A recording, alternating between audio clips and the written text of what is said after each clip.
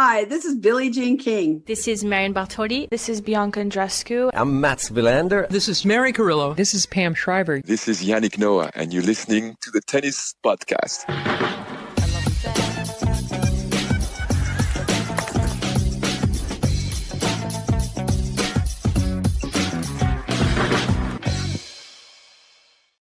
Hello and welcome to the Jasmine Paolini Apology Podcast. Yes, I'm so pleased that tonight's show is live. Hello to everybody that is joining us live on YouTube tonight. Hello to everybody that doesn't want to revel in our apologies live and is prepared to listen to this as a regular podcast. But there's just no way around this one. We're going to have to take our medicine, and I think it's going to be a very fun show indeed with a brand new intro.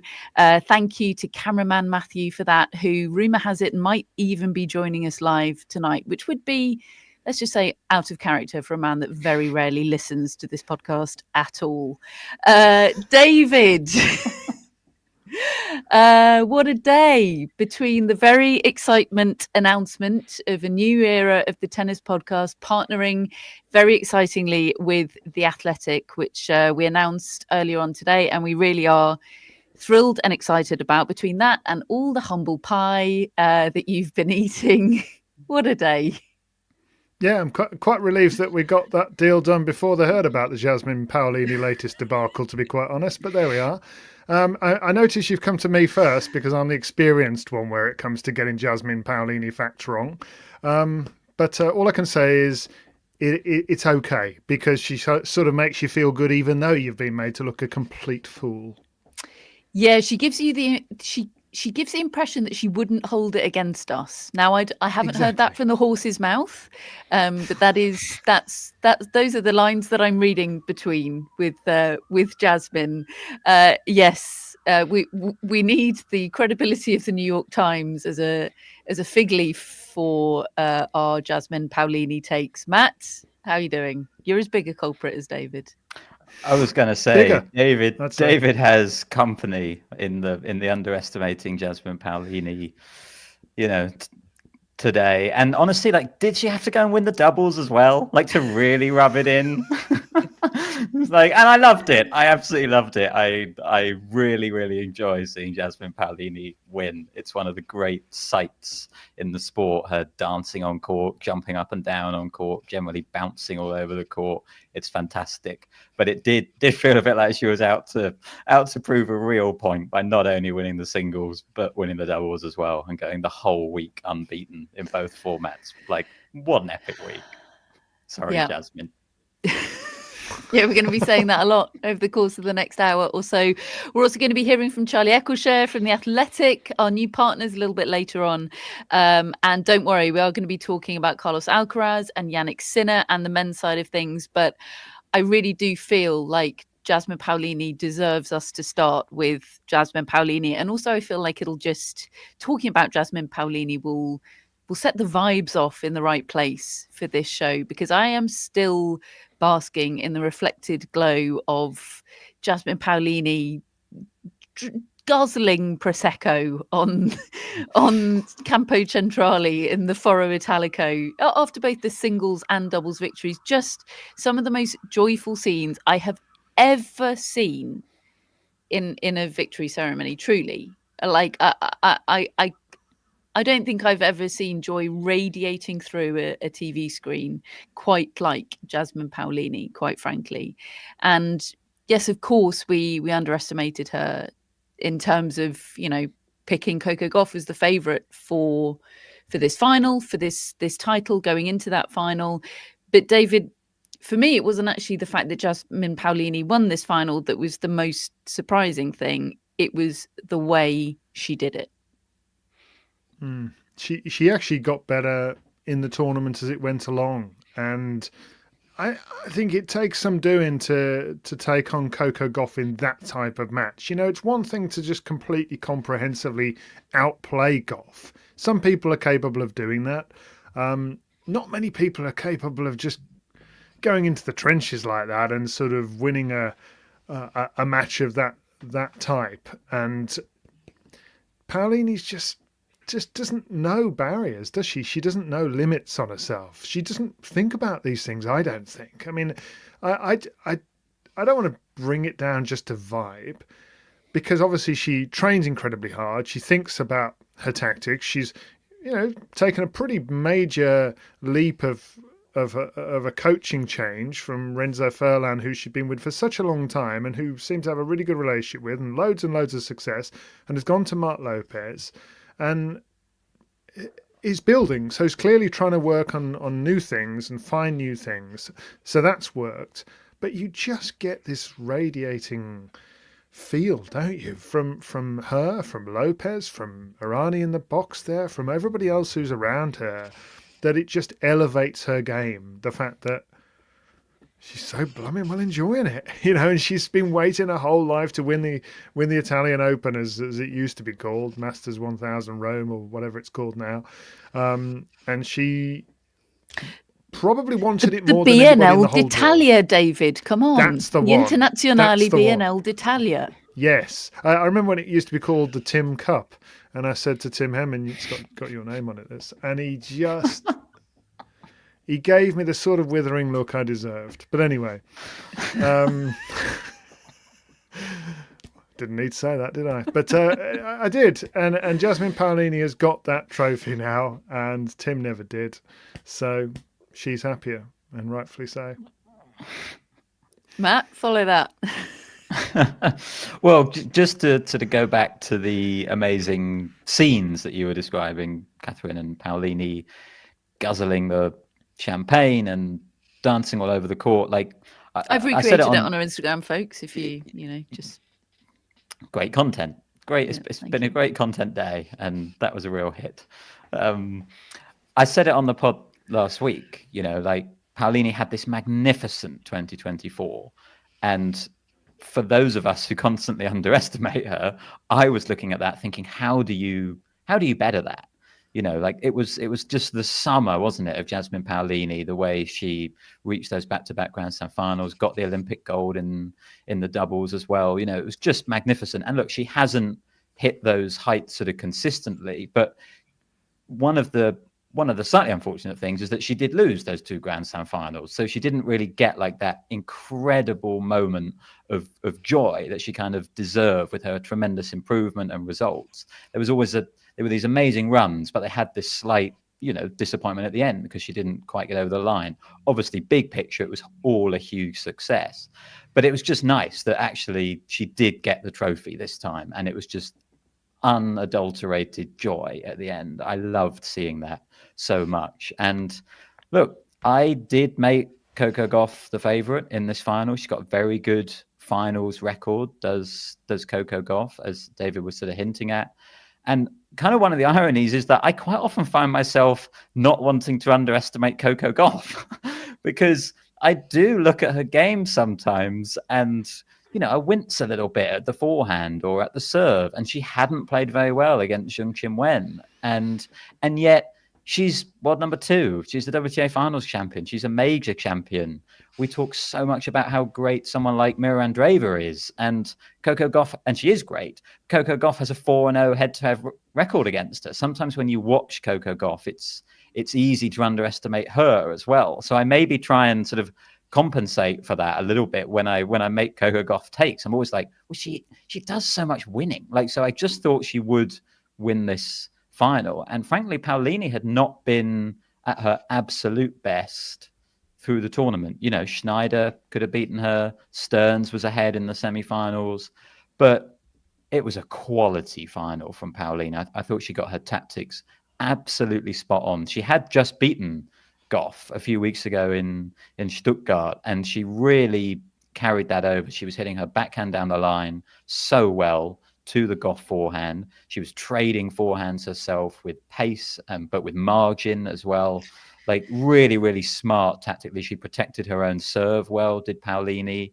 Like just everything came together. And I think Gauff was maybe a little bit flat from the start. I don't know whether the really late finish, that epic semi-final might have just impacted her a little bit.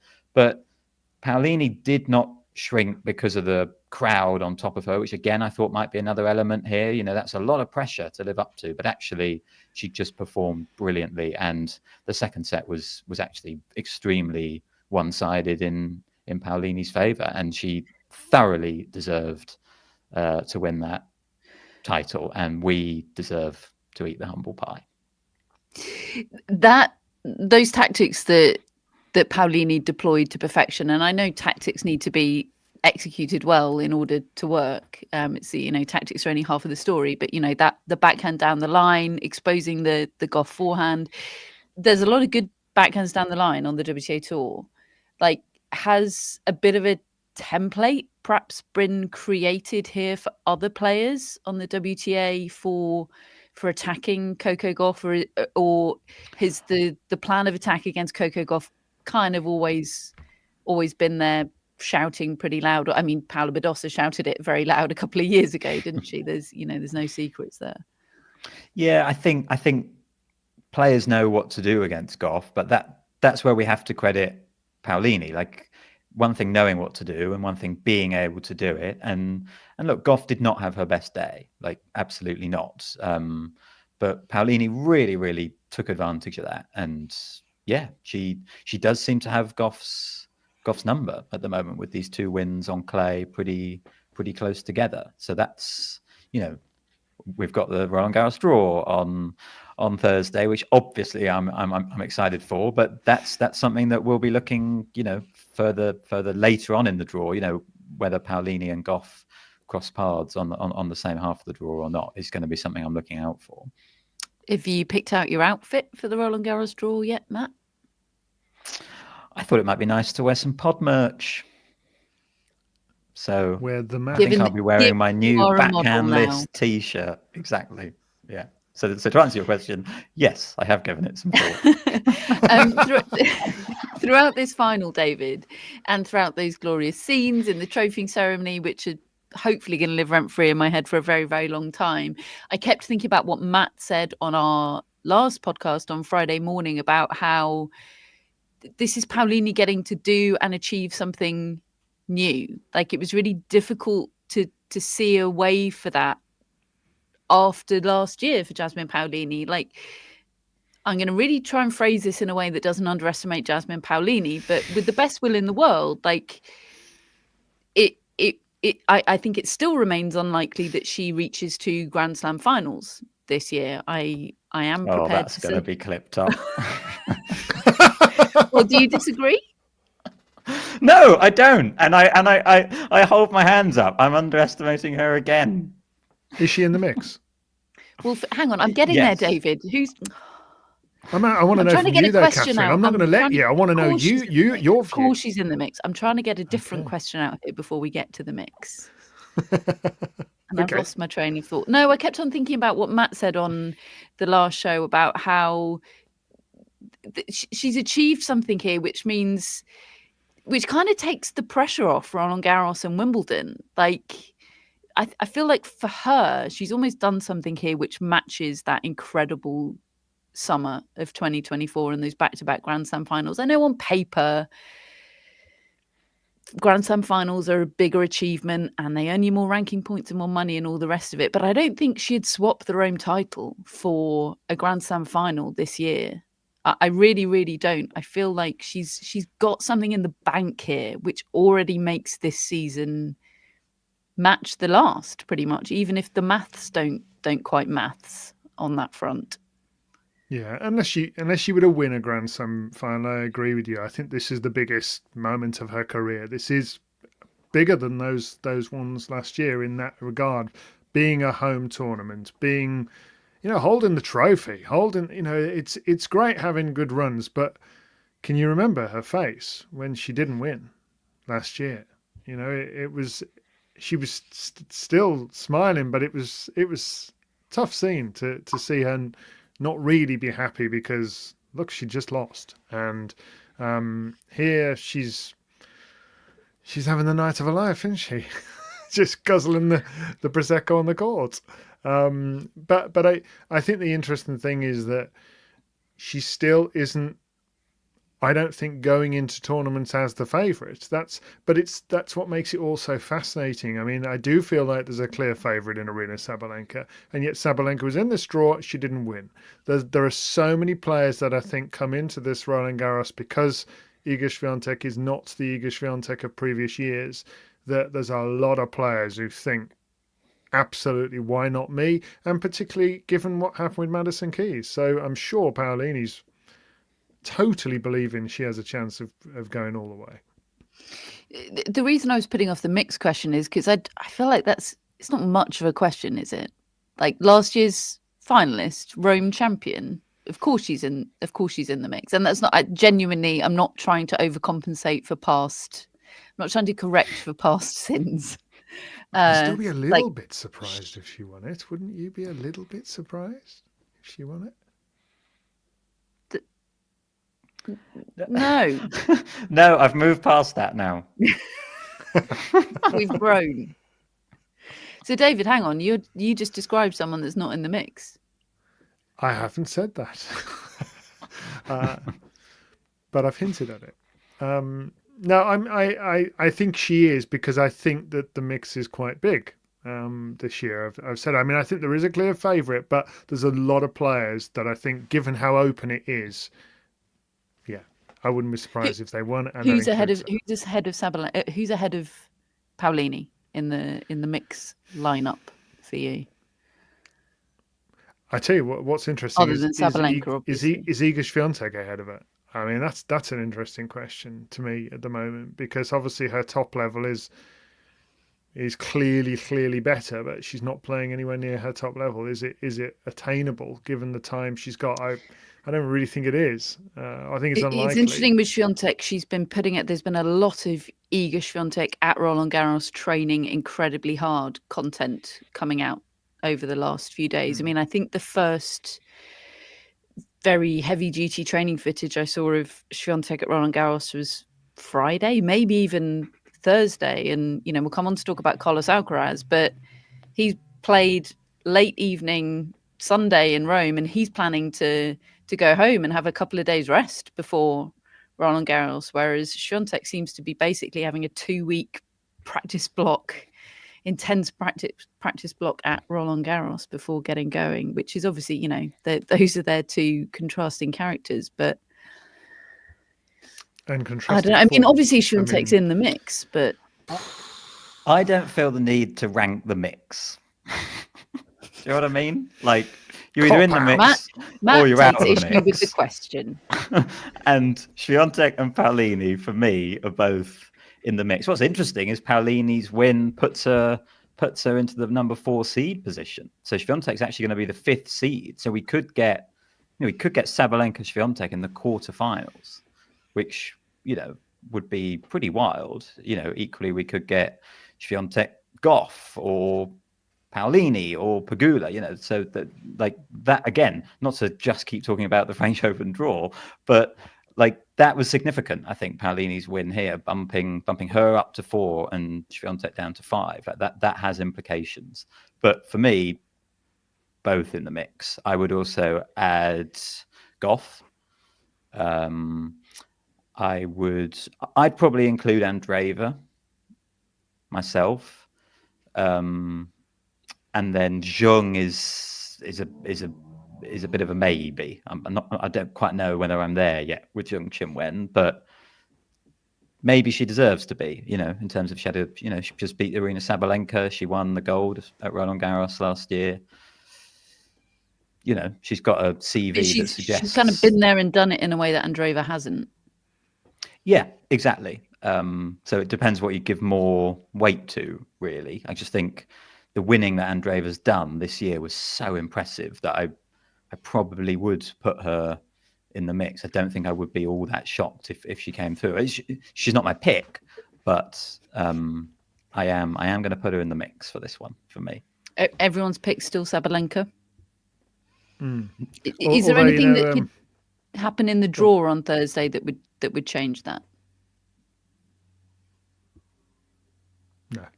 No, I don't think so. I was watching qualifying today. Obviously caught Suzanne Lenglen, and I was watching Bianca Andreescu, who won pretty handily. Bianca And, Andreescu had won a 6-love set before I'd even realised what day it was this morning at Roland Garros, a tournament that I hadn't even processed had begun yet. That's great. I felt like I was still dreaming. On-court interview, they asked, what are your hopes for Roland Garros? And she said, well, I think we all want to win it, right? And she says, so I think I'm going to say that. And I thought, gotta love it. That's not helping me, Bianca. Still processing. The last 6 years. Okay, so nobody's prepared to make any further bold predictions. David's mincing his words about Paolini and the mix. Everybody's picking Sabalenka. That's where we're landing. Yeah, I've got a few more days to just consider, and then process the draw, and then we'll see. Irani Paolini, surely the favourites for the women's doubles title. Certainly, yeah. I mean, look, I think very, very hard to win singles and doubles at the same major. You know, Krejcikova did it, didn't she, at the French Open? But if Paolini does have a deep run, I do think that does impact the doubles as well. Yeah, I know she's done it here in Rome, but you know, it's just so much longer over a Grand Slam, even more matches. That was an extraordinary doubles final. They were love 4 down in both sets and won in straight sets. I mean, just absolutely remarkable comebacks in both sets. Kudermetova really lost her way right at the end of that second set. Her forehand was suddenly all over the place. But I love seeing the very clear tactics that Irani and Paolini have. They're just a super fun team to watch, because up at the net, Irani is one of the best volleyers on the tour. She's got great hands. She knows how to put volleys in really awkward spots. And Paolini is one of the best baseliners on the tour. So they're constantly trying to maneuver and manipulate points to get themselves in that formation.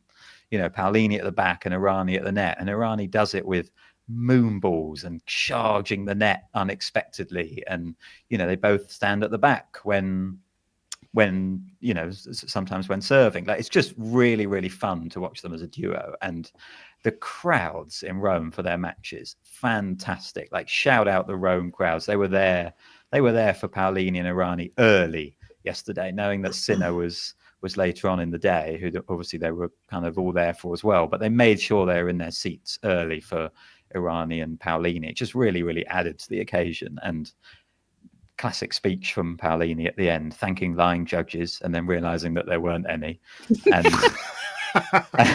and forgetting to thank Irani, and then asking for the mic back. Just absolutely brilliant.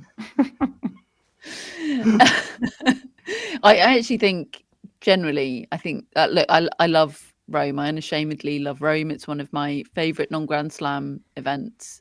But I think this was a particularly good Rome. Like, this one smashed it out of the park, even though it was a 2-week-long Masters. I mean, they all are. I think this was, a bit of a stunner. Just finally on the women's front, this is obviously our last show before our Roland Garros draw show on Thursday. So next time you hear from us, we'll be talking about the draw. Hannah's pointed out in the live chat that there's a lot of top 16 seeds that are quite out of form. Like, this draw is going to be very interesting. You know, you've got, okay, bear with me here. Amanda Anisimova is going to be 16 seed. I know she's a semi-finalist in Paris, and she's had an incredible season. That's why she's going to be 16 seed. But she hasn't done much on the clay yet. You've got Krejcikova, 15 seed. Is she still a tennis player? Who can say? Mukova is going to be 14 seed. Rybakina, 12th seed. Like, is she in anyone's mix? Badosa, Navarro, Zheng Qinwen, Madison Keys, even Jessica Some of them might Pegula not down play. at 3rd seed. Yeah, like, it's, don't know. This is going to be very interesting. Whereas you've got a group of players. I was looking at this in the 20th. You know, in the 20 seedings, Kostyuk, Towson, Ostapenko, of course, Peyton Stearns. Like, she might win the thing. Is our Peyton Stearns guy in the chat tonight? If I you hope are, so. please make yourself heard. I mean, hang on. If he was, he'd have made himself heard by now, right? He just sort of dropped in, left his Peyton Stearns pick, and Maybe then there'll left. be maybe there'll be copycats, people claiming to be the Peyton Stearns guy. Very good. Yeah. And then of course you've got like unseeded players on the WTA that you always get. You know, dormant volcanoes. Bencic, Raducanu had a great win today in Strasbourg, beating Kasatkina for the first time. Really impressive win from her. Osaka, you know, we saw how she started to string some wins together and how well she played in the second round at Roland Garros last year. You know, Danielle Collins just beating Iga Swiatek. You know, there's a lot of intrigue as always in that draw, and absolutely part of it is seeds who, you know, are pretty high but out of form. That is absolutely a big part of this draw. Belinda Bencic, Hannah's just mentioned. When did we last talk about her? I mean, I feel like 6 weeks ago, David was picking her to win multiple slams quite confidently. We haven't mentioned her since. Yeah, this always happens to me in the spring. Last year it was Danielle Collins. Yeah. P.S. folks, the Peyton Stearns guy is in the chat. Can we all say a very big hello to Ghost of Gerolitis? And he has popped up to say Peyton got it in the bag. We salute you, my friend. That's it for the WTA. Moving on to the ATP in Rome. Carlos Alcaraz became the champion for the first time. He beat Jannik Sinner 7-6, 6-1 in the final. Of course, we have the men's semi-finals to talk about as well. They've happened since our last pod. We had Jannik Sinner beating Tommy Paul in a very bizarre match, 1-6, 6-love, 6-3, and Carlos Alcaraz beating a very nervous Lorenzo Musetti 6-3, 7-6. If I was a meaner person, Matt Roberts, I would come to you and I would say, what was the experience like of watching this match live? And I would say, I don't know, because I was having a great time watching Fulham beat Brentford. What a week of live events I've had. Bruce Springsteen on Wednesday, Fulham beating Brentford on Sunday. I've belted at the top of my voice both Show a Little Faith, There's Magic in the Night, and You're Just a Bus Stop in Hounslow. Like, the range there. Who can say which is more profound? But both deeply enjoyable, and you know, I've caught up. I don't think it was a classic Alcaraz Sinner. It was intriguing. I've caught up, but it was absolutely a classic West London derby. Had to be there. Yeah, Fulham winning that match, and it ruined your day, didn't it? And Sinneraz not being quite the classic that everyone thought it was going to be. It really ruined quite a funny bit, which was that Matt had made some terrible life choices on Sunday. No, I'm pleased for you, Matt. I'm pleased for you. It wasn't bad. Like the first set was tense, and I was really locked in watching it, David. But it was nervy, wasn't it? That first set, and then suddenly Alcaraz freed up in the second set and put on a show for everybody. But a very disciplined show. The first set was quite similar to their match at Roland Garros last year, which was 5 sets of tense and scrappy and not as good as we hoped. You know, this was good, but it was neither player playing their best tennis at the same time. I mean, I think we've seen the fatigue affect Sinner in those last 2 matches. When you think back to his match against Rune, obviously that was a virtuoso performance. It was a poor one from Rune. Then he plays Tommy Paul. He loses first 5 games. It's really scrappy, and then he goes on this incredible run, and then he starts getting reeled in the third set, and he wins the match against Alcaraz.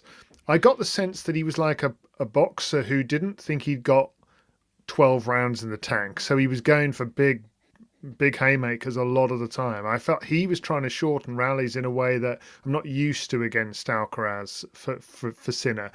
You know, he was the one loading up on the power and trying to just force him back, and it was kind of working. And it particularly worked when the latter stages in that first set, when he was going cross-court forehand into Alcaraz's forehand, and he was drawing error after error from that wing. I was really surprised the way the Alcaraz forehand was just off. And he had 2 set points. He had a 40-15 situation. He had two set points, and he didn't seal them. You know, fair play to Alcaraz, who you know, there was that piece I think Matt Futterman wrote about Alcaraz wanting to be a serve bot the other day, and you know, and it's kind of a laughable notion because he really has a fairly ordinary serve, really, compared to the rest of his game, and yet several times when he had a bit of pressure, he would put a service ace right on the line, like on the outside of the line, perfect serving, and really Sinner should have won that first set. He had the chances, he had 2 in a row, and he didn't take them. And I still think that is that rust. I think the fatigue. And then you're quite right, though. The moment Alcaraz had got that first set under his belt, you could just see the weight lift. And he reminded us in that second set what he is capable of. I think that was the best set of tennis I've seen from anybody all year. He threw the lot at Sinner. He actually made Sinner look quite ordinary for a set of tennis, and I think that is mainly because Sinner was tiring, but it was also because Alcaraz was freeing up and just reminding you the variety he has at his disposal. I mean, he finished that first set, I think, with the volley and with the net attack, you know, and that's what he has that Sinner doesn't. It's just that it's not as reliable as the Sinner game. So really whets the appetite. I think Sinner's had a good week, but I think Alcaraz is right where he wants to be. Totally impossible counterfactual question for you both. Is your sense that if Alcaraz had lost that first set on the tiebreak, he would still likely have come back and won in 3? I think it depends on how he coped mentally with the first set loss. I think there was plenty left in his tank, so I think he would probably have come back and won. The mental thing is really interesting because I find this rivalry particularly fascinating from a Carlos Alcaraz point of view, because he always brings it against Sinner, and that doesn't mean he always brings his absolute top finger to the ear, producing all the trip shots, loose as anything tennis. I think there was one finger to the ear after set point, wasn't there? And then he realised he was in Italy and sort of went, oh. Probably that shouldn't. Didn't work really quite as well this, as it does elsewhere. But he brings it mentally. He locks in. He doesn't have lapses. It's disciplined in a way that it isn't against other players. Even Novak Djokovic, who he has the utmost respect for, but respect in a way that can paralyze him at points during tennis matches. I think it manifests in quite a different way, I think, against Jannik Sinner. Matt? Yeah, I think that's right. There is a focus, a discipline. I think because he knows he has to be. You know, I think he knows that he cannot afford to have those lapses against Sinner. Against the other players, how often do we see him get away with it? You know, like against Khachanov in Rome a few rounds before. You know, he just absolutely disappeared in that match. Do you think that's what it is? Do you think it's a subconscious, lads, it's Tottenham? No, I think it's a conscious, it's Jannik Sinner. Right? I think Sinner is the difference. Just as a counter to that, he has a conscious, lads, it's Novak Djokovic, and that can manifest in intense anxiety in a way that it doesn't quite against Sinner. I mean, we've also seen Alcaraz, play fantastically well against Djokovic, haven't we? In those 2 Wimbledon finals, even in a couple of the losses he's taken, the Olympics final. He was great in that. It was a really quality match. The Cincinnati one was quality. You know, I think this year's Australian Open was different to that. I think he was a bit spooked by it. I think he was spooked by the way. I think he gets spooked by Djokovic in a way he doesn't against Sinner, because Yeah. Djokovic can sort of 1 minute look like he's struggling, and then the next minute, oh my word, what's this? Yeah, Yeah. it's true. That gets in his head, doesn't it? Whereas Sinner's just straight as an arrow all the time. And it was so sudden the way that Australian Open changed. You know, he won that first set, Alcaraz, and Djokovic is injured, and suddenly Djokovic came out playing more aggressively, middling the ball, and I think everyone in that stadium was a bit shocked by how good suddenly Djokovic was, and Alcaraz himself, and he didn't quite make the adjustments, and Novak Djokovic won. But it is very interesting how the Sinner-Alcaraz rivalry has developed. You know, there was a time, probably a couple of years ago, where it felt like Alcaraz was kind of ahead of everyone else on the tour, maybe with the exception of Djokovic, but he was not necessarily beating Sinner all the time. Sinner led their head-to-head 4-3 at the end of 2023. But as Sinner has taken it up another level and become the best player on tour, he's actually not beaten Alcaraz. He's 0-4 in their last 4 meetings, split evenly between clay and the hard courts. You know, there's this stat: Sinner is 85-3 against everyone except Alcaraz since the start of 2024, and he's 0-4 against Alcaraz. It's a really, really interesting element right now to the ATP Tour, and I agree. I think this is pretty much the best version of Alcaraz that we're consistently seeing is the one against Sinner right now. And I think it started in that Indian Wells match last year where he changed his tactics. He started looping the ball, and we saw that tactical variety that he's got in this match as well. He started looping it. It didn't work. Sinner, as David said, was crushing the ball. But then, okay, he was like, I've got that when I need it. If I need it later, I'll use a bit of slice. He started throwing in some drop shots in that second set. He's able to play with the trajectory of the ball, the weight of his shot, the spin on the ball, and he can bring all that out, and he can use it, and he knows he needs it against Sinner, and it's under control, and yeah, it's the best version of Alcaraz. So kind of throwing it ahead to the French Open, I feel pretty confident that they'll both reach the latter stages, but the trend on the tour has kind of been you can feel even more confident in Jannik Sinner because he can beat everyone else. He's shown it. Alcaraz might get tripped up along the way. I don't think he will, but he might. But Sinner's if they not were losing to meet, to Bertic, is he? right, it's just not happening. It's just not happening. No. Whereas Alcaraz could lose to Bertic again. We've seen it. Anytime, anywhere. But if they both get to the latter stages, you would have to give the edge to Alcaraz right now because of the last year or so. Okay, so I have to. This is the obvious question to go to, given everything you've just said, Matt. Which is, I mean, that stat's incredible about Sinner versus everybody but Alcaraz. Does Jannik Sinner have a Carlos Alcaraz problem? David?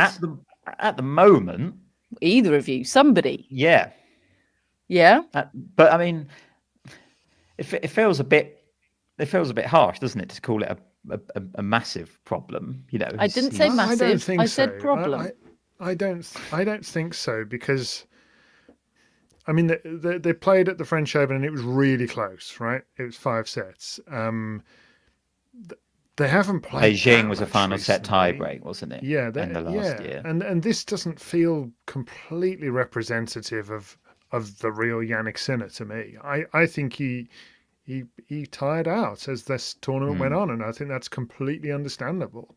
I still think when they play each other at their very best level, I think Alcaraz is the better player. He's the more complete player. He can do more things, but you don't know whether he's going to produce that on a given day. And I think you can be pretty confident that Jannik Sinner will produce his game on any given day. But I suppose that's what we're saying. Jannik Sinner does have a little bit of an Alcaraz problem.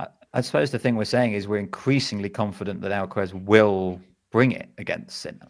You know, like the big Alcaraz question mark that we all have Is will he show up? Will he show up? And he's repeatedly showing up against Sinner, which does present an issue for Sinner, I think. But More I do mind think, games for Sinner. I think not play each other because of Alcaraz's other problems. Right. Yeah, I think Right, absolutely. But I'm just saying, in that matchup, I do think right now, Sinner's got some thinking to do. and I think particularly on the two surfaces that we're going to be playing on, clay and then going into the grass, I definitely give Alcaraz the edge on those surfaces. Get it back on a hard court. I think I know Alcaraz did win in Indian Wells and Beijing, but I think I would probably be backing Sinner, like on a You've hard got night court. sessions to consider as well then. Right. Oof. Alcaraz doesn't like them, and he keeps losing against people at night. Yeah, night sessions is a problem for Alcaraz, particularly at the US Open, because he's going to need to be beating Botic van der Zandschulp type people at night at the US He Open. kind of looks like my son a bit, when he's up late and he knows it's cool to be up late, but oh God, I'm so tired. But I'm not going to say I am. We've seen your son in that mode. Well, Matt's disgracing himself on FIFA. Okay. I did have another Carlos Alcaraz question, but I started thinking about Matt doing an overhead kick to make it 6-0 against your 12-year-old son on FIFA, and now it's all I can think Hang on. about. It was only 4-0. There were tears. There's no need to go into whose tears they were. Okay. The last point on the final is I was going to say how weird it was having a stadium be eerily quiet for Carlos Alcaraz screaming improbable winners. That was quite a weird experience, actually. Like, fine, I totally get it. It was so pro Sinner. They'd distributed orange paraphernalia to the crowd ahead of the match, I think. Not Fox paraphernalia, because Jannik, Fox isn't happening. You're a carrot. Yeah. But yeah, it was cool, wasn't it? It was cool. I mean, not for Carlos Alcaraz, but it was cool. Oh, it looked fantastic. Those shots from the top of the stadium with so many people wearing the orange. Yeah, great. Loved it. So Sinner and Alcaraz in the mix. Alcaraz, the clear favourite to defend his title for everybody. Yes. For me, yeah. The favourite. I never feel that confident about him these days because of his lack of reliability. Lorenzo Musetti, is he in the mix still? He wasn't bad in that semi-final, was he? But nerves were quite a big issue, and I was trying to kind of project that situation onto a Grand Slam semi-final, and I don't know. He's not. I know we've seen him in one, but yeah, I suddenly watching him in the Rome semi-final, I suddenly thought, you're brilliant. You have the capability to be in a mix, but right now I do think I would be surprised if you won the French Open. Yeah, he's going to decorate the tournament. He's going to probably trip up somebody significant along the way, but he's not going to win the thing. Because Fonseca's winning it, obviously, David. Well, I mean, if you're talking about ceilings, people who've got the ability. David tried to revive a deal on our Fantasy League WhatsApp group this week that was offered many weeks ago by Reggie of Jesper de Jong for Joe Fonseca. Tongue in cheek. Fonseca Matt, all the way. Matt, you're our Musetti guy. Musetti, Paul, if you had to put one of them in the mix, who's in it? Neither. If I had to put one of them, Musetti over Paul, for sure.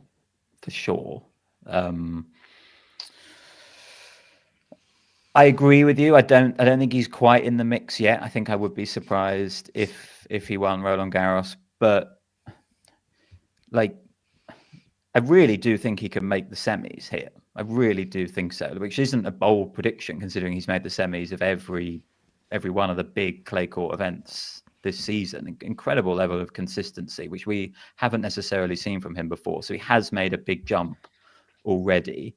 And look, his losses at the French Open are to great players only. You know, he's lost in 5 twice to Djokovic, once at 3 a.m, once, you know, for the fans. He lost in 5 to Tsitsipas when Tsitsipas was a real force on the clay, and he lost to Alcaraz. So I think it's going to take a top level player to beat Musetti, but I think one of them will. So I'm not putting Musetti in the mix, but I am expecting a deep run from him here. Yeah, I think the other names, you know, Rude, we pretty categorically put him in the mix. Well, some of us did. I don't think I did. But okay, here's a question for you: Does Jannik Sinner's performance in the final and semi-final against Tommy Paul, which won, he was very convincing in the end, but you know there were some alarming moments in that match. Does that reframe that performance against Casper Ruud for you at all? Not really. No, I thought he was. I thought he was fantastic against Ruud. He loves playing Ruud. He does. He likes the ball that Ruud gives him. I thought Darren Cahill and he had the Pope bounce. Exactly, post-Pope. And Darren Cahill had a fascinating interview on Sky with Laura Robson, where he talked about how he said that he kind of took the blame for Sinner's drop after that, because he said, I tried to keep him up here. You know, I thought we can do that again. We can pull that performance out again. But he said, what I should have done is reset him and been like, that was a one-off, spectacular performance. You're probably not going to play like that again. We need to not expect too much too soon. And he came out and suddenly he's 5-love down against Paul, and suddenly Sinner had to figure that one out. But it doesn't change the fact that what I saw from Sinner against Ruud was absolutely remarkable. I think he suffered a bit with blisters, didn't he, in this tournament, Sinner? I think that was affecting him against Paul, maybe against Alcaraz as well. That match sharpness was there against Ruud, but it wasn't always there in the tournament. You know, David talked about those set points that he missed against Alcaraz. I think a sharp Jannik Sinner does not make those errors that he made on those set points. And maybe you can take, you know, if you're Sinner, you can take some real positives there, that even without his absolute best, he still had set points against Alcaraz, and a little bit sharper, I think he probably takes them. So for me, Alcaraz and Sinner are still pretty clear of the rest of the field, but I think I'm putting Alcaraz ahead still because of the preparation he's had. You know, Sinner, we know he's had great preparation in one sense, in terms of resting and training and just having a break and getting the ban behind him. But in the other sense, he's lacking matches against top players, and Alcaraz has got them, and that's why I do give the edge to Alcaraz right now. Did you see the stat yesterday that besides Novak Djokovic, Alexander Zverev is now the oldest member of the men's top 10? Maybe that's not a surprise, but there you go. You know, changing of the guard, etc., etc. Straight off to Hamburg, trying to get some matches in. He was. Yes, he's panicked and entered Hamburg, hasn't he? Let's talk about that. Let's talk about the week ahead. French Open qualifying week. Bianca Andreescu already with a love victory on Suzanne Long. Suzanne Longlane's already happening, David. It's already. We're doing our Rome review show, and there's already been a day of Longlen. Tennis is just so relentless. Folks, let's say hello to the Athletics' Charlie Eccleshare. Hello, Charlie. We need somebody on this show that hasn't disgraced themselves with Jasmine Paolini takes in the recent past. and to you. Thank you very much. Hello. Yes, though I was thinking Jasmine Paolini, she is one of those players you just, when are we going to start backing her? Because she just makes you consistently look stupid. But at some point, maybe if she wins a major, maybe that's the point at which we finally stop underestimating her. But yeah, if I'd vocalized my takes ahead of that final, I would have sounded just as stupid as you guys ended up sounding. Oh, good. You're very welcome here. The vibe that we spend so long talking about, and I think everybody that watches tennis, you can't not feel that vibe, right? There's something about it that just transmits and it feels like it rubs off on you. Does that extend through the page? Does Jasmine Paolini have the proverbial cut through for you? No, I wouldn't say she does yet. I think that's more of I think for people who are really engaged in tennis, she has that effect. She hasn't yet, I think, had that sort of wider cut through. Maybe if she'd won the Wimbledon final. In fact, I think that would have made a really big difference had she won that. And I'm sure like this year, coming back to Wimbledon, people will be like, oh, great. Yeah, Paolini, I remember her from last year. But I think that would have really kind of thrust her into that kind of space that maybe she's not quite in yet. But yeah, I think she is someone though who, for people who follow the sport really closely, as you say, it's very hard not to be charmed and won over by her and find yourself rooting for her. You're officially one of us now, Charlie, and we're officially one of you, which is very exciting, by the way. But that does mean you now have to engage in the mixed chat. Have you been listening backstage? Yeah, I really like the mix. I really get on board with the wider predictions that I used to hate doing. I sometimes did that and I stopped because you palm them off to your mum. Yeah, Charlie exempted himself. I exempted it and took on a kind of consultancy role with my mum. It was like I'd retired. I was like, I don't want to be in the sort of the cut and thrust of it, but yes, I will happily take on. Except I'm, those are normally really highly paid. This was on a voluntary basis. But the mix, I love the sort of the format of it. Okay, so who's in them? I mean, it's funny actually. You sort of read my mind. I was going to message you when you were talking a few weeks ago, and you didn't mention Madison Keys. She was someone who I thought that just jumped out. And I'm not saying necessarily I would put her in mind, but I did think she was definitely worth a mention because, I mean, obviously as the kind of winner of the most recent Grand Slam. I mean, it is such a weird. The women's is such a weird one to with your definition of. It wouldn't be a surprise, given the way that if you apply the logic of like, well, Krejcikova won a Grand Slam last year, then that kind of massively opens it up. Yeah, unfortunately, Marketa Vondrousova really redefined surprise for everybody. That's the thing, and I think of Matt's amazing analogy of the dormant volcanoes. I mean, that's just so spot on. That said, realistically looking, in the women's, I mean, Sabalenka obviously is a huge favorite, I think, in my eyes. Gauff has to be in it. I mean, Paolini, yeah, you've got to say she's in it, having been, last year's runner-up, coming in. We certainly do, Charlie. Win. Yeah. I mean, Swiatek, of course, despite everything. She's in it. Andreeva, she's in. Yeah, she would be in my mate. So I wouldn't be hugely surprised if she was like that. That would feel the sort of appropriate level of. Oh, it's a bit of a shock. I didn't know if it would necessarily be now, but I wouldn't. In the context of the surprise WTA winners, I wouldn't be surprised. Zheng, I think I would still be surprised despite this last week. So yeah, that would be about it. Men's Alcaraz clear favorite for you?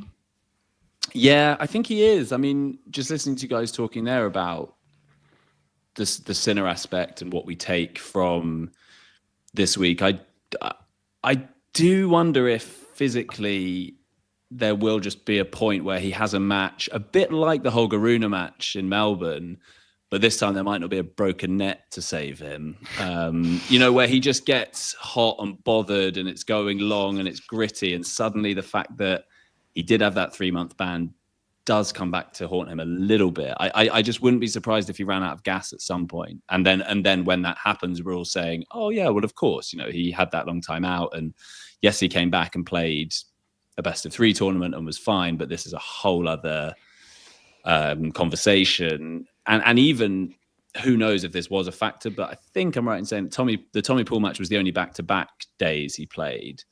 And it also coincided with by far his worst performance. So, I mean, who knows how big a factor that was? It's not like he exerted himself much the night before against Casper Ruud, but I would give Alcaraz the edge, especially as, you know, he's won the last 4 and seems to have that head-to-head. I mean, it does give off a little bit the vibes of the 2008 Wimbledon men's, when Nadal and Federer, between them, dropped a set until they got to the final, and the whole thing did feel like it was just building up to that final, which was kind of great in a way. I remember even at the time, it was like they're winning these matches so easily, but that's sort of just adding to this sense that, you know, they are just rushing headlong towards a final. But mix wise, those two, obviously, it's a small mix, I think. Zverev, yes. Djokovic, I mean, yeah. I guess because if he did win it, you'd be like, of course, it's Novak Djokovic. This is what he does. He's currently in Geneva, Charles. Yeah, I mean, rationally, it's certainly tough to make a case for him. Is he in Geneva? Why don't you all weigh in on this? Is he in Geneva because he thinks that's the best way to prepare for trying to win a 25th Grand Slam, or is he in Geneva to try and win a 100th title? Oh, that's a good question. That is a really good question. That could well be it. And we still look. I haven't heard what the deal was with Rome yet. You know, why didn't he play? It's something's gone on, unless he was injured. Matt's got a theory. Do I? No, I think that a 25th major at this point is still more important to him than a 100th title. I think he's going to want to get to 100 titles, but the window to win a major might have already closed. Might have done. He hasn't won one in a while, but you know, it's if it is still open, it's not going to be as open as long as the window to get 100th title, I suppose. So I still think he's thinking mostly about majors. And there are so many factors against him: lack of form, increased injury risk, recent record over 5 sets against Sinner and Alcaraz. Those are all the reasons why I'm not picking him to win this title. But he remains in my mix, because if he wins the title, I will feel a lot of things. And one of them I don't think will be surprise. It's Novak Djokovic. He's a legacy mix member, in my opinion. Like, he's just always in the mix. Like, permanent membership. So, yeah, I mean, Pete Sampras is in your mix. No, because he's retired. Okay. I do think though that you could imagine the hindsight of him winning it and how you would feel. Yeah. But the logic of where we are right now, I know, it seems David, far-fetched, doesn't it? We had a conversation at the end of Wimbledon last year. And there was discussion about whether he was in the mix for the Olympics. Yeah, exactly. I was thinking that with the Olympics. You are then whenever he does it, that's it. You just say, well, such a short memory. Of course, he was going to do it. I mean, I do the 250, the Geneva thing is really interesting, because it at least this. What I think is going to be really awkward is if at the point at which, you know, he goes and plays Borstad or something, and it's like, well, clearly this is for no reason other than to go and try and win 100. You know, and that feels a little bit desperate and sort of, you know, it's always Borstad that catches strays, isn't it?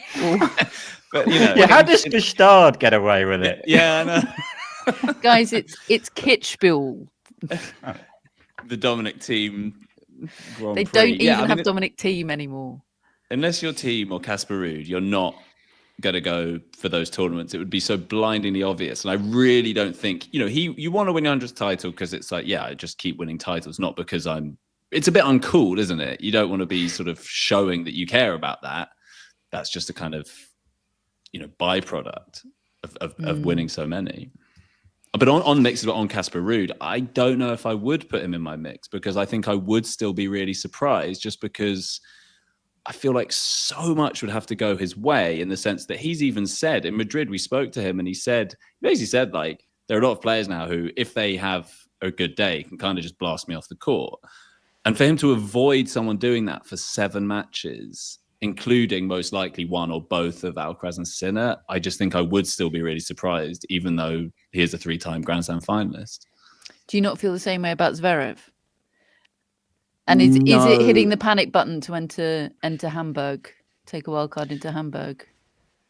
A little bit, but I just think he does have the more recent form for Grand Slam finals than Casper Ruud. And I think at least he has the capability, whether mentally he does, but he does have more weaponry than Casper Ruud. I feel it could just open up for him in a way that I think he's got a bit more aura than Casper Ruud as well.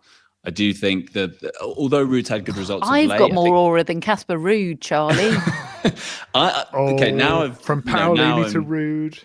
Yeah, I mean, because Casper Ruud, I am a huge fan of. I have to say, I will defend that guy to anyone. I mean, partly there's just a difference between being a fan of and claiming he's got aura. I really like the guy. I would not say he's got aura. No. He hasn't got aura. No, he doesn't have aura. But maybe on the golf course. Yeah, he's such a good, thoughtful talker. I love speaking to him, and I'm so pleased it's funny actually, me, Matt Futterman and James Hansen, our editor, we at the beginning of the year I can't remember why we were talking about it, but we got on to, because I think it was just after Casper Ruud had gone out of the Australian Open early. We were kind of talking about like what's going on with him, where's he going? And we all predicted where he'd be at the end of the year. So I'm quite invested. I actually went the lowest. So partly I think because when you predict something you don't want to happen, because I like him and I do want him to do well, but I do worry about it, or it did anyway, because it felt like he just didn't look right after the French Open post-Parasite. How low did you go? I went, I think 17 year-end ranking, which is low. All right, Matt Charlie, went grass 9. is coming up. Grass is coming up. It's exactly. It's all to play for. I'm still not worried. I'm pretty confident in, like, I think he's got French Open semi points to defend. Just on the tournaments this week, so Zverev taking that wild card into Hamburg, which is a 500, by the way. Cerundolo, Rublev, Tiafoe, Auger, Aliassime are all there. Jannik Sinner had entered, I think, kind of as a backup in case he lost early in Rome and felt he needed the matches, but he has withdrawn. Geneva, of course, has all eyes on Novak Djokovic, but Taylor Fritz is actually the top seed there. And the best player in the world, Thomas Mahatch, is in the draw. And in terms of the WTA this week, they have a 502 in Strasbourg. And we've already had round 1 matches today. Danielle Collins beat Sofia Kenin. As Matt mentioned earlier, that great victory for Emma Raducanu over Daria Kasatkina. And Beatrice Haddad-Maia has beaten Clara Towson. Barbora Krejcikova is back in Strasbourg this week, confirmed. She is a tennis player, but she has lost. She lost to Magdalena 6-3, 6-3. And Jessica Pegula, Emma Navarro, Elena Rybakina and Paula Badosa are the top 4 seeds in Strasbourg. Roland Garros qualifying. I've already mentioned the love and love victory for Bianca Andreescu. 1 down, 9 to go. Also in the women's draw for qualifying, unseeded Tamara Zidanšek, French Open semi-finalist Tamara Zidanšek. What a sentence. Zheng Shuai, Sara Errani, Matt, in French. You wouldn't want to play her, would you? You would not want to play Sara Errani in French Open qualifying. She's playing Yulia Niemeyer. Serve, Matt. I think you'd chip and charge off that serve. She does like 1-point slam serves, doesn't she? Just get it in. But... And we did decide, actually, if one of us had to play the 1-point slam, it would be David. He'd be the best equipped. It's the chip and charge. Taylor Townsend. I saw that firsthand in Melbourne. Yeah. Oh, yeah. Wang Ji sailed over your head. Yeah. Petra Martic, they're all in the women's qualifying draw. And in the men's qualifying draw, the top seed is Borna Coric. Dan Evans is playing a fellow Brit in round 1 qualies. Marin Cilic is in French Open qualies. Chris Eubanks, Taro Daniel, the other Cerundolo, and tequila-fueled Adrian Manarino. it's a fun time. French Open qualies. Matt, David, and I are traveling to Paris on Wednesday. Charlie, when do you and Team Athletic arrive? I get in Friday morning. James is Thursday, and I think Matt maybe Thursday as well.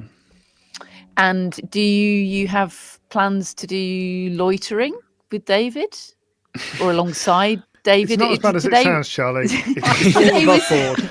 What an offer! Today was the I need deadline. to check with my employers first. Today was the deadline for Roland Garros pre-tournament media requests. So we had to submit our loitering requests today, and I We presume didn't put loitering requests on the top of the sheets. I presume you had to be the same. Charlie, can you give us a hint of what's in the pipeline? I did, yeah. I mean, there's loads in the pipeline before then anyway. The big thing, one of the big pieces I'm working on sort of for around the tournament starting is feature on drop shots. Having spoken to various players and coaches and analysts, got some good numbers for it as well on kind of how that shot's evolved. And I even spoke to David last week for the kind of historical angle on drop shots as the man. You wanted to hear about the drop shot dragon. I wanted to hear about the drop shot dragon from the man who wrote Drop Shot Dragon. There is literally no one else to go to speak about the drop shot dragon. No, including the drop shot dragon himself. David said, "I will know more about him than he will." That's true. Yeah. So, and I believe that. Has Alcaraz yeah. brought back the drop shot? Is that the Kind central of, yeah. question of your thesis?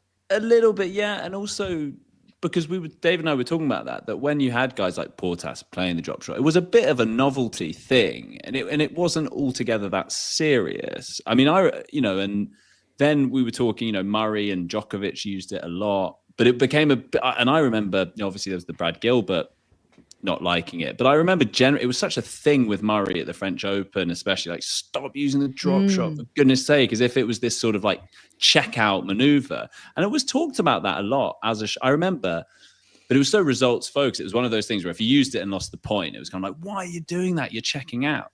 And it used to be seen as a bit of a defensive thing, and then obviously Alcaraz has come along, and the way he hits, hitting it like an inside out forehand drop shot or inside in, like he has added so much variety to the shot. And then you've got someone like Musetti doing it, and talking to coaches and people involved, they're like, yeah, you've got to now teach this shot. You've got to have it. It's not just like a nice to have. And you've seen Sinner adding it to his game. So yeah, I think he has kind of, he's made it cool and sexy.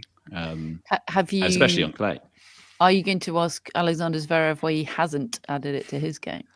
Yeah, and it does sort of show up, doesn't it? I mean, you look really one-paced kind of without it. I mean, it's a bit when volleying was when you'd got beyond people actually doing it regularly, but it was a kind of, some people were doing it kind of infrequently. It was talked about, you've got to add volleys to your game. You need to have that variety. Now I feel like we barely even talk about volleys, but drop shot is kind of in that space of like you do sort of need to be able to do it. Otherwise you can become incredibly predictable. And there's no deterrent really. I mean, you talked about this in relation to, Zverev's whinging about Musetti. It's kind of like, well, you can just stand miles behind the baseline if there's no threat of a drop shot. And that's what's so good and useful and effective about having it. You kind of need to respect it. And then you put players in two minds. It was fundamental to Federer winning the French Open. The drop shot, particularly the forehand drop shot. He developed that.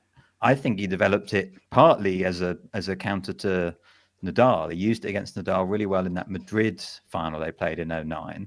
But then he didn't end up playing Nadal at the French Open because Nadal lost. But actually, it was a really effective weapon against the two guys he did have to play at the end in Del Potro and Söderling. Big baseline hitters who maybe weren't that comfortable moving forward. If you watch those matches back, which I obviously have done, there's loads of Federer forehand drop shots in that. But he didn't used to play it in the very early, in the sort of 05, 06, 07. He was a bit more stubborn from the baseline, Federer, against Nadal. He knew he needed to expand his game. And, I think that stubbornness is kind of what we're talking about there with Zverev. And Sinner has developed a drop shot as well. Exactly. It's not as incredible as Alcaraz is, but it's been a really, really good tool for him. Nadal used to. It was a great part of Nadal's game as well. He could do it on clay as well. Like he didn't have to do it loads, but he could. And it just it just gave him that bit more aura. And its effect is amplified if you got the power and the finesse of the drop shot. That's the secret sauce, isn't it? You see, I mean, that's the Alcaraz secret sauce. You push them back and then you pull their pants down with a drop shot. Exactly. The disguise. Just out of interest, what other players would David be your go-to contact for to gather info on? To get sort of background and info. I mean, Sampras, Albert Portas, Ivanisevic, Albert Portas, the big three. Everyone from the 90s. Yeah, everyone as a player. I mean, yeah, it would be particularly in that spot where those guys. I mean, Sampras, I watched a fair amount of. I caught like the end of his career or the sort of middle, the second half maybe. But all the ones I missed live. Your Rioses, your Kafelnikovs. I think I did speak to David back in the day about Marcelo Rios, but just because I was doing something on kind of like the most ill-fated spells at world number one. It was actually hooked on poor Andy Murray's spell as world number one, which didn't go so well for him. And then I was talking to David about Marcelo Rios, and he told was it Sports Illustrated, the most hated man in sport or something? The most hated man in tennis, front page when he was world number one. And Then he fired Larry Stefanki when he was world number one, and he said he wanted to go in a different direction. And Larry Stefanki said, well, the only direction you can go from here, pal, is down. And that's what he did. Horrible man, Marcelo Rios. Horrible. Yeah, so he would be right in that sweet spot. If you're doing a piece about tall people, the BBC, David tends to be their go-to. The tool correspondent, yeah. The resources that are suddenly at the Athletics' disposal is extraordinary. It's nice to be useful. Folks, we have a very, very exciting 3 weeks ahead. We travel to Paris on Wednesday. We have already started Best Foot Forward with our new partnership with The Athletic, which is incredibly exciting. We are daily from Paris from Thursday, draw day. Matt's picked out his outfit. Then we, of course, have Media Day on Friday. Then we have another preview show coming away on Saturday. And then, of course, the tournament starts on Sunday and will be daily for 15 days of live tennis from that point onwards. If you cannot wait until Thursday, we have a very special Tennis Relived edition coming away tomorrow, exclusively for friends of the Tennis Podcast. And Vicky has prepared the most incredible trailer to give you a taste of it. Here it is. No matter how proud and confident you might feel, and I was, believe me, whenever you walked onto a court with Cram, it was difficult not to feel that you were walking in his shadow. Gottfried von Cram was gay, and he had difficulties, to put it mildly, with the Nazi regime, which attempted to exploit his appearance and talent as a symbol of Aryan supremacy. No, his tennis whites have a swastika on them. His close friend and partner had been thrown out of tennis, and all around him, his friends who were Jewish or otherwise despised by Nazis were disappearing. The Nazis began keeping a file on von Cram, and there's this feeling that von Cram felt like only bringing the Davis Cup home to Germany would guarantee his safety. He was playing with fire and he knew it. 2 Gestapo agents knocked on the door and took him away in their black Mercedes.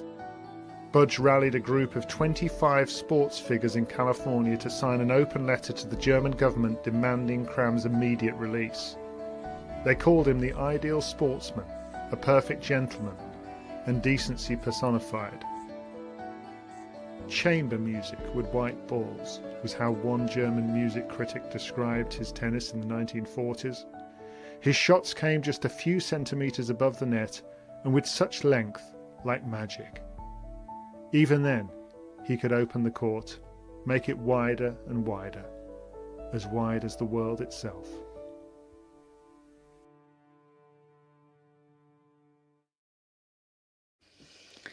Thank you to Getty Images for the archive photos that you saw in that promo, if you are watching with us on YouTube. And thank you so much to Vicky for that trailer. It was an incredible show, and it deserved something that beautiful to promote it. And Matt, well, this is a bit of a hospital pass of a question to you, Matt, but it was just incredible work from you to put that show together, and it's very special. Thank you. Yeah, no, I've been working on it for many weeks, and it's an extraordinary story. It really, really is. It goes way beyond tennis. It's an intersection of tennis and history, and it was a pleasure to tell that story. I was going to say, it sounds like Tennis Podcast meets Rest is History. That is what we go for with Tennis Preview. Absolutely. Yeah. The ultimate compliment, Charlie. Thank you. That'll be going up tomorrow, midday, Tuesday, for Friends of the Tennis Podcast. If you'd like to become a friend, the link to do so is in our show notes. Daily from Thursday from Paris. If you're going to Paris and you see us, or you drop us a message on Instagram if you're going to be there, we do try and say hello to as many of you as possible. And if you're wearing merch, then it's all the more easy to spot you. David, of course, is always easy to spot. Matt and I less so, but we do tend to travel as a pack. So there you go. We'd love to see as many of you as possible. As you can tell, we are very, very, very pumped for the second Grand Slam of the season, and generally for the future of the Tennis Podcast. This is it's a very exciting time for us. So yeah. Thank you to everybody that listens and supports us, and is going to come on this hashtag journey with us. We have a mascot for this episode. That mascot is Bashir, the returning Bashir. This is perfect. Wasn't Bashir a French Open mascot last year? I recognise those blue eyes. Bashir is owned by Elise. Yes, it's all coming back to me. Bashir had the incredible chance to be the French Open mascot in 2024, says Elise. And even luckier for him, Catherine's mum was kind enough to draw him, and he now has a beautiful portrait. That is why I remember those blue eyes. Beautiful portrait, is as regal as a king. I think my mum is with us live in the chat tonight. Hello, mum. It was a beautiful portrait. Bashir is a 6-year-old male and is a rescue. He's the best pet companion one could have, and we love him very much. So do we, Elise. He's incredible. So thank you very much. Those blue eyes are gazing into my soul. Hello to our mascots, Phoebe, Maisie, and Roger. Hello to our top folks and executive producers, Greg, Chris, and Jeff. And Charlie, you're going to join us for shout-outs now. Feel free to chip in. Wow, you put me on the spot. Yeah. I mean, we're always on the spot. Have you got a tennis Josephine? Because we have Josephine Maybom from Lausanne, Switzerland. Charlie's face. Josephine. In fact, Josephine says, will Catherine sing the Josephine song once again? No. Oh, go on, Catherine. No one needs that. I'm trying to think of one. Is it? Which I think that implies that we struggled last time to come up with Josephine. And if Catherine I'm sang a singing, song. Matt, it means that we struggled. Yeah. Sorry, Josephine. We'll let you down again, but hey, maybe next year. Well, Josephine, it does mean we'll probably get a message from Pam overnight. Can we resort to a Joe Jury? Joe Conter, I was thinking. Yeah. Joe Conter. Is Joe Jury a Josephine? Who can say?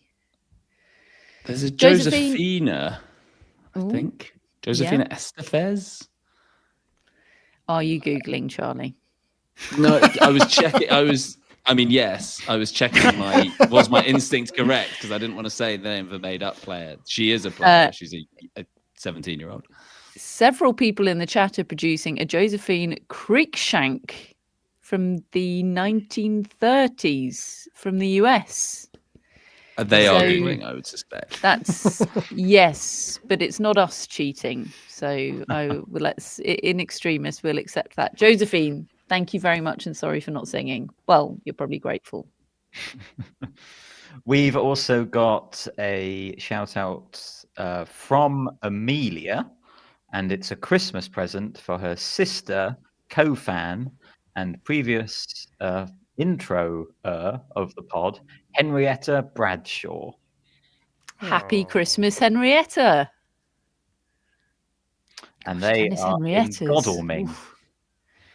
Not far from these parts. Bit closer to you than to me, Matt, but down the A3.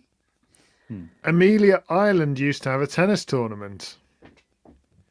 Wow. Next level. What Was can I say? Arina Very good, Sabalenka was David. champion there, wasn't she? I've no idea, I think. but I've done my bit. And, well, Amelia says, we met Matt at the Wimbledon History Conference and chatted about a men's backhand list. And they claim that I was trying to steer them towards Holger Rune and they were having none of it. I don't remember that, but he does have a nice backhand. I've become more against the men's backhand list over the past couple of years. So I can believe my past self would maybe have given in. But now I would stand firm and not even offer you Holger Rune. I think it was New Haven that Arina Sabalenka won in sort of 2018. And I think I've got my now defunct WTA event confused. But there you go. People in the chat are coming up with Henrietta Horncastle, an English tennis player. So there you go. Thank goodness for the live chat. And thank goodness for you, Henrietta. Hello and thank you and happy Christmas. What a lovely gift. And finally, we have Heather Rule Day from Seattle. Oh, Seattle. Seattle, home of the Seahawks. They're going to have a good season, David? They're having Has the they're going to have draft a great happened? season. Their draft When's has the happened. draft? We're very happy with it. Yeah? We've got loads of players. We've traded in our quarterback. I wasn't too happy initially, but now I'm getting on board because I've watched some of those montages where they look like world beaters, and Sam Darnold's going to rule the world. And then the reality will kick in when we're at the US Open and they lose, and then I'm in a bad mood. But anyway, Heather, you and me, we're both going to be cheering them on. Okay, here's hoping Heather Heather is a actually- Seahawks fan. There's a Heather link, obviously Heather Watson, and the first time I appeared on the tennis podcast was Wimbledon 2015, the first Friday when Heather Watson so nearly beat Serena Williams, and we were reflecting on that and talking about what might have been and how it was the loudest we'd ever heard centre court. I definitely think Decade there's ago. a show in this isn't the avenue to be taking us down an hour and 20 minutes into a podcast, but Matt threw out the idea of a legacy mix an hour into a podcast. So I do think there's a show Hang on, in you're not putting Heather Watson in a legacy mix, are you? not in any kind of mix. Yeah, really curious to see where this Yeah. is going. I think there's a show in players who are most famous for almost doing a thing, Very but good. not doing the thing. Like, because that is what Heather Watson is most famous for. Yeah. Barry Cowan, Pete Sampras. Yeah. Quite a lot of British I remember players, that actually. well. And Andrew Castle was went to a fifth set against Mats Verlander, put his name on Wasn't Chris Bailey against Goran Ivanisevic. that was the one I was going to say? Yeah, Chris Bailey. Yeah. See, I told you Great it was a show. days. This is good stuff. All Brits. While we've been talking about rubbish players from the 90s, Heather has popped up in the chat to say she knows nothing about the Seahawks. But It's fine. But what Quite I know afraid about to do. Heather is that Heather has never seen live tennis, but is going to Roland Garros for her No. first ever tournament, which is Hey. epic. Heather, that is awesome. Please, us a please shout. make sure you, come say hi if you want to. That you might not want to, but if you want to, we'd love to say hello. Folks, this has been a very fun show. Charlie, thank you so much for your time and your willingness to engage in the mix. Much appreciated. My pleasure. We'll see you Friday in the area. We'll see you there, yes, as we loiter around He's getting on various board different with parts this. of the media centre. I've got a wingman. Brilliant. He's a he's a good sport. Folks, it's exciting times for the tennis podcast. We are daily from Thursday. We're traveling to Paris on Wednesday. We are now part of the Athletic Podcast Network, and we are thrilled to be just that. Thank you very much for listening. Thank you for joining us live if you did, and we'll speak to you on Thursday. Hi, this is Billie Jean King. This is Marion Bartoli. This is Bianca Andreescu. I'm Mats Wilander. This is Mary Carrillo. This is Pam Shriver. This is Yannick Noah, and you're listening to the Tennis Podcast.